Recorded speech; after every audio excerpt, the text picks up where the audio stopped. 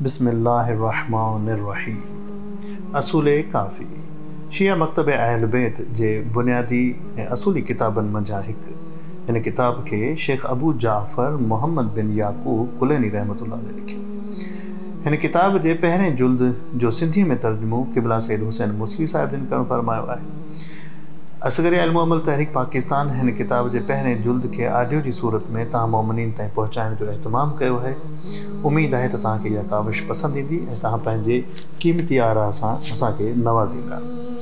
असूल काफ़ी जुल्द नंबर पहिरियों, बाब नंबर पहिरियों, जंहिंजो उनवान आहे अक़ल ऐं जहल। हिन में टोटल 36 हदीसूं आहिनि ऐं असां मुख़्तलिफ़ क़िस्तुनि जी सूरत में इहे हदीसूं तव्हां मोमिनीन ताईं पहुचाईंदासीं। बाब नंबर पहिरियों, अक़ल ऐं जहल। हदीस नंबर पहिरियों। मोहम्मद बिन मुस्लिम खां रवायत आहे त हज़रत इमाम बाक़िर फरमायो, जॾहिं अल्लाह ताला अक़ल खे ख़लक़ियो त खेसि ॻाल्हायईं, उनखे चयाईं अॻिते अचु, हू अॻिते आयो। उनखे चयाईं पोइते थी, हू पोइते थियो। पोइ फरमायाईं मूंखे कसम आहे पंहिंजी इज़त ऐं जलाल जो, का मख़लूक न ख़लक़ी अथमि जेका तोखां वधीक प्यारी हुजे। कंहिं बि शख़्स में तोखे कामिल न कंदुसि सवाइ उनजे जंहिंसां मुहबत हूंदमि। तोखे अमर कंदुसि ऐं तोखे ई नहीं कंदुसि, तोखे सज़ा ॾींदुसि ऐं तोखे ई जज़ा ॾींदुसि। हदीस नंबर 2। अज़बक बिन नुबाता खां रवायत आहे त हज़रत इमाम अली अलैहिस्सलाम फरमायो, जिब्राईल आदम ते नाज़िल थियो, चयाईं हुकुम थियो अथमि त तोखे 3 मां हिकु शइ चूंडण जो इख्तियार ॾियां, हिकु खण 2 छॾ। आदम खेसि चयो, ऐं जिब्राईल 3 शयूं कहिड़ियूं आहिनि? हिन चयो अक़ल, हया ऐं दीन। आदम चयो बेशक मूं अक़ल वरितो। जिब्राईल हया ऐं दीन खे चयो मोटो ऐं हिन खे छॾियो। ॿिन्ही चयो ऐं जिब्राईल बेशक असांखे हुकुम आहे त अक़ल सां गॾु रहूं। जिते बि इहो हुजे जिब्राईल चयो अव्हां लाइ इहो ई सही आहे। पोइ हू मथे हलियो वियो। हदीस नंबर 3। हज़रत इमाम जाफ़र सादिक़ अलैहिस्सलाम फरमायो, जॾहिं खेनि चयो वियो त अक़ल छा आहे? पाण फरमायो, जंहिंसां रहमान जी इबादत कजे ऐं जंहिंसां जन्नत कमाइजे। रावी चवे थो मूं अर्ज़ु कयो, पोइ जेको अमीर शाम वटि हुयो? पाण फरमायो, इहा चालाकी आहे जेका शैतानत आहे। अक़ल वांगुरु आहे पर अक़ल न आहे। हदीस नंबर 4। हसन बिन जहम चवे थो मूं ॿुधो इमाम रज़ा अलैहिस्सलाम फरमाए रहिया हुया, हर इंसान जो दोस्त संदसि अक़ल आहे ऐं संदसि दुश्मन संदसि नादानी। हदीस नंबर 5। हसन बिन जहम चवे थो मूं इमाम काज़म खे अर्ज़ु कयो, असां वटि के माण्हू आहिनि जेके इमाम सां मुहबत त रखनि था पर अक़ल में पुख़्तगी नथा रखनि, पर अक़ीदो असां वारो ई अथनि। पाण फरमायो, इहे अक़ल जे नुक़्स सबबा उहे न आहिनि जिन जे लाइ अल्लाह ताला मुज़म्मत कई आहे। अल्लाह ताला त फरमायो आहे, ऐं सम्झ वारो सबक़ हासिल कयो। हदीस नंबर 6। इसाक़ बिन अम्मार चवे थो इमाम जाफ़र सादिक़ अलैहिस्सलाम जिन फरमायो, जेको अक़लमंद आहे उन वटि दीन आहे ऐं जंहिं वटि दीन आहे सो जन्नत में वेंदो। हदीस नंबर 7। अबी जारूद खां रवायत आहे त इमाम मोहम्मद बाक़िर अलैहिस्सलाम फरमायो, अल्लाह ताला क़यामत में बंदनि खां एतिरी ई बारीक बीनी सां हिसाब वठंदो जेतिरो दुनिया में खेनि अक़ल ॾिनो अथाई। हदीस नंबर 8। मोहम्मद बिन सुलेमान रवायत थो करे त मुंहिंजे बाबे चयो त मूं इमाम जाफ़र सादिक़ अलैहिस्सलाम खे अर्ज़ु कयो त फलाणो इबादत दीनदारी ऐं फज़ीलत में हीअं आहे। पाण पुछियो अक़ल में कीअं आहे? मूं अर्ज़ु कयो मूंखे ख़बर न आहे। पाण फरमायो, बेशक सवाब अक़ल मुताबिक़ ई आहे। बनी इसराइल जो हिकु शख़्स समुंड जे जज़ीरनि मां सावाक सां भरियल मन मोहींदड़ वणनि सां टिमटार ऐं पाणी वहंदड़ हिकु जज़ीरे में अल्लाह ताला जी इबादत कंदो। मलाइकनि मां हिकु मलक उन वटां गुज़रियो। उन चयो, हे मुंहिंजा रब, हिन बंदे जो सवाब मूंखे ॾेखार। अल्लाह ताला खेसि उहो ॾेखारियो। फ़रिश्ते उनखे घटि सम्झियो। अल्लाह ताला उन ॾांहुं वही फरमायो त उन सां गॾु रहे। इहो फ़रिश्तो वटसि इंसानी सूरत में आयो। आबिद पुछियुसि, तूं केरु आहीं? फ़रिश्ते चयो, मां हिकु आबिद आहियां, हिते तुंहिंजी जाइ ऐं इबादत जी ख़बर पए। तो वटि आयो आहियां त तोसां गॾु अलाह ताला जी इबादत करियां। इहो ॾींहुं फ़रिश्तो संदसि साण गॾु रहियो। जॾहिं सुबुह थियो त फ़रिश्ते खेसि चयो, बेशक तुंहिंजी हीअ जाइ ॾाढी पाकीज़ा आहे ऐं इबादत जे ई लाइक़ु आहे। आबिद चयो, हिन में हिकु ऐब आहे। पुछियांसि, कहिड़ो ऐब? चवणु लॻो, असांजे रब जा ढॻा न आहिनि। अगरि संदसि को गॾु हुजे हा त हिते चारियांसि हा, बेशक हीउ गाह ज़ाया पियो थिए। हुन फ़रिश्ते चयसि, तुंहिंजे रब जो गॾु त न आहे? चवणु लॻो, जेकॾहिं संदसि गॾु हुजे हा त हीअ गाह ज़ाया न थिए हा। तंहिं ते अलाह ताला फ़रिश्ते ॾांहुं वही कई, मां खे संदसि अक़ल मुताबिक़ ई अजर ॾींदुसि। हदीस नंबर 9। सकूनी इमाम जाफ़र सादिक़ अलैहिस्सलाम खां रवायत थो करे त रसूलुल्लाह सल्लल्लाहु अलैहि वसल्लम फरमायो, जॾहिं तव्हां वटि कंहिं शख़्स जी चङी तारीफ़ पहुचे त संदसि अक़ल जी भलाई जांचियो, छो त खेसि अजर त संदसि अक़ल मुताबिक़ ई मिलंदो। हदीस नंबर 10। अब्दुल्ला बिन सनान चवे थो त मूं इमाम जाफ़र सादिक़ अलैहिस्सलाम आॾो हिकु शख़्स जो ज़िक्र कयो जेको विज़ू ऐं निमाज़ ऐं विश्वासी हुयो ऐं अर्ज़ु कयो त अक़लमंद इंसान आहे। इमाम फरमायो, शैतान जी अताअत थो करे, अक़ल वरी कहिड़ो अथसि? मूं खेनि अर्ज़ु कयो, शैतान जी अताअत कीअं थो करे? पाण फरमायो, उन खां पुछ त इहो विश्वास किथां थो अचे त पाण ई तोखे चवंदो त इहो शैतान जो कमु आहे। हदीस नंबर 11। रसूलुल्लाह सल्लल्लाहु अलैहि वसल्लम फरमायो, अल्लाह ताला बंदनि में अक़ल खां अफ़ज़ल का शइ न विधाई आहे। उन करे अक़लमंद जी निंड नादान जी शब बेदारी खां अफ़ज़ल ऐं अक़लमंद जो घर में वेहणु नादान जे सफ़र खां अफ़ज़ल आहे। अल्लाह ताला न को नबी मुक़ररु कयो आहे, न ई को रसूल, जेसीं ताईं उन पंहिंजी अक़ल खे कमाल ताईं न रसायो हुजे ऐं संदसि अक़ल संदसि उम्मत जी सभिनी अक़लनि खां अफ़ज़ल न थी वियो हुजे। नबी जेको कुझु अक़ल पंहिंजे अंदरि में रखे थो, उहो कोशिश करण वारनि जी कोशिश खां मथां आहे। जेसीं ताईं अल्लाह ताला जा फ़राइज़ सम्झी न, तेसीं ताईं अदा नथो करे सघे। आबिद पंहिंजी इबादतुनि जी फ़ज़ीलत सां उन मक़ाम ते नथा पहुचनि जंहिं ते अक़लमंद पहुचे थो। ऐं अक़लमंद उहे ॾाहा आहिनि जिन लाइ अल्लाह ताला फ़रमायो आहे त सबक़ त सिर्फ़ु ॾाहा ई वठंदा आहिनि।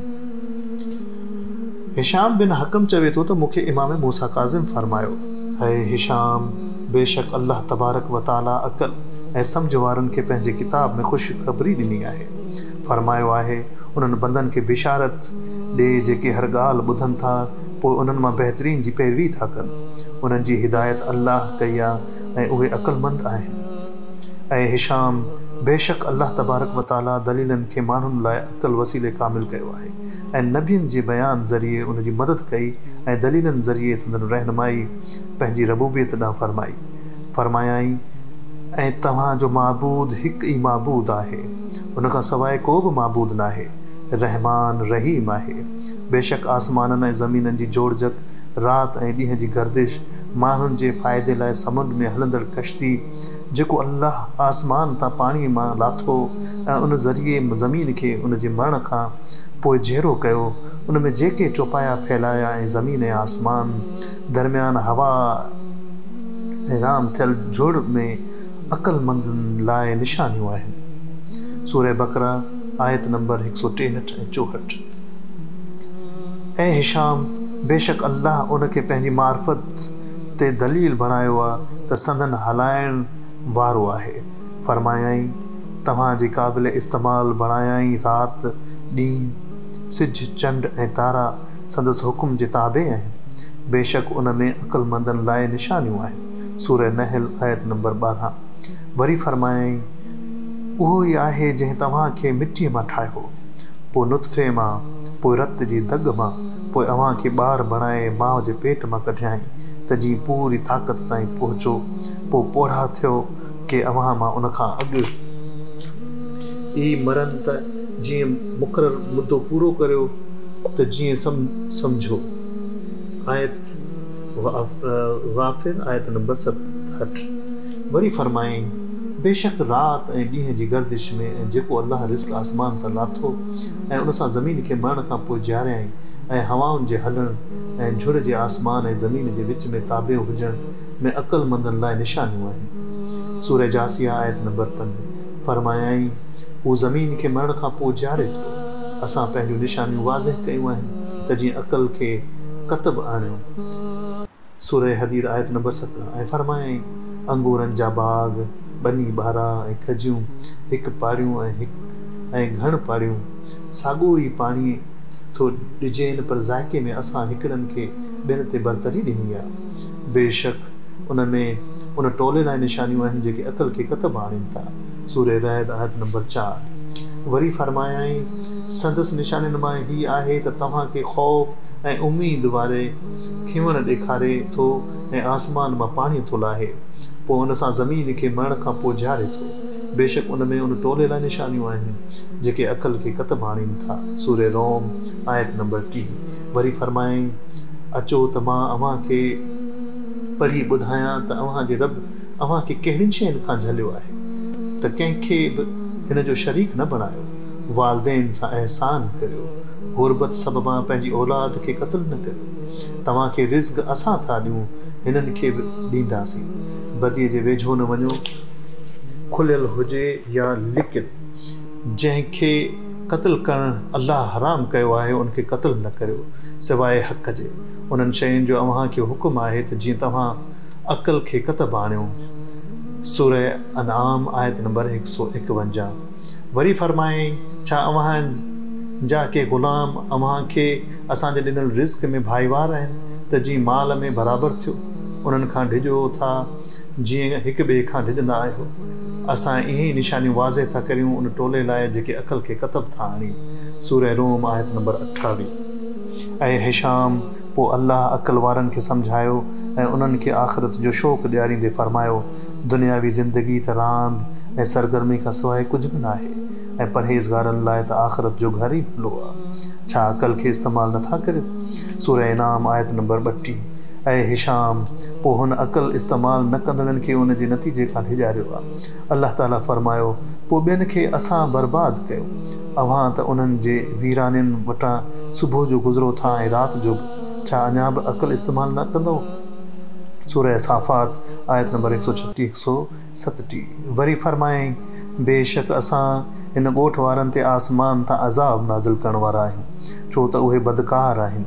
उन्हनि मां वाज़े निशानी छॾी अथऊं उन टोलीअ लाइ जेके अक़ल इस्तेमालु कनि था। ऐं हिशाम बेशक अक़ल त इल्म सां गॾु आहे।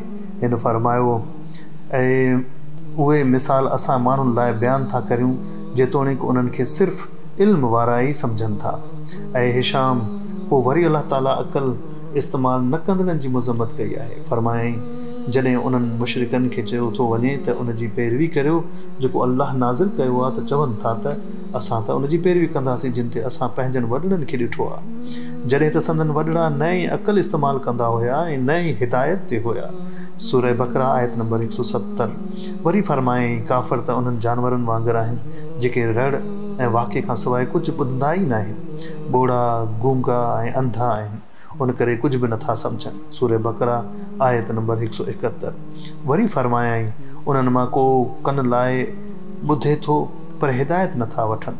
छा तूं ॿोड़नि खे थो ॿुधाईं तोणे जो उहे अक़ल बि इस्तेमालु न कंदा आहिनि। सूरह यूनुस आयत नंबर 42 वरी फरमायाईं छा तूं सम्झी थो त उन्हनि मां घणा ॿुधनि था या सम्झनि था। उहे त ठग आहिनि बल्कि उन्हनि खां बि वयल। सूरह फुरक़ान आयत नंबर 44 वरी फरमायाईं उहे सभई अव्हां सां न विढ़ंदा सवाइ कलेदार वस्तियुनि जी या दीवार पुठियां छो त उन्हनि में पाण में सख़्तु चिकताण आहे। तूं उन्हनि खे मुतहद थो भाई जेतोणीकि उन्हनि जी दिलनि में इख़्तिलाफ़ आहे छो त उहो टोलो अक़ल इस्तेमालु नथो करे। सूरह हशर आयत नंबर 14 वरी फरमायाईं पाण खे विसारे था छॾियो जेतोणीकि अव्हां किताब बि पढ़ो था पोइ अक़ल छो नथा इस्तेमालु कयो। अल्लाहुम्मा सल्ली अला मुहम्मद व आले मुहम्मद।